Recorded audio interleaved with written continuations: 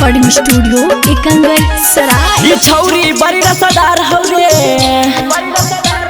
ई माल बड़ी बरियार हो रे रे भाईबा। ये छौरी बड़ी रसदार हो रे, ई माल बड़ी बरियार हो रे। एकरे से ले माजा भाई बाहरे मुंडफरी से होता। बरियारी धक्के डाल दे रंगवा थाना में भले केस होता। बरियारी धक्के डाल दे रंगवा थाना में भले केस होता।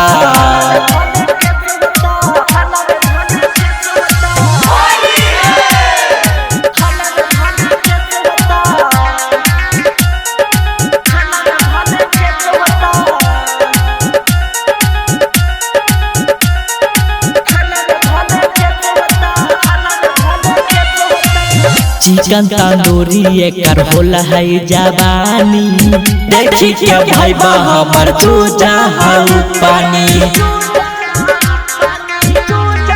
अरे भाईबा चिकन तंदूरी एकर होला है जवानी, देखी के भाई हमर तू जाऊ पानी। मार बिछारा खारा खारा ना कवनो कालेस होता।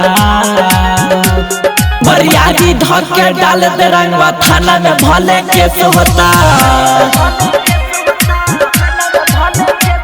बरियारी धक्के डाल दे रंगवा थाना में भले केस होता।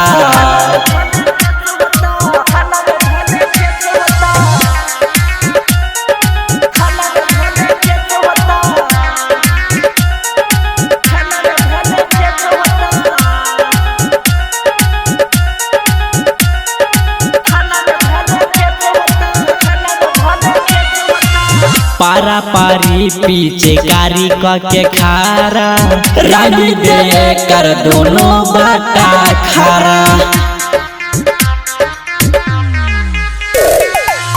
पारा पारी पीछे कारी के खारा, रानी दे कर दोनों बाटा खारा। राहुल बलवन देख ले कर अंदर कैसन देश होता। बरियारी धक्के डाल दे रंगवा थाना में भले केस होता।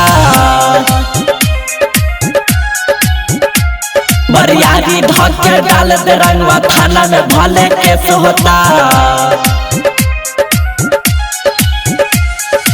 इसका रिकॉर्डिंग स्टूडियो एकंगर सराय।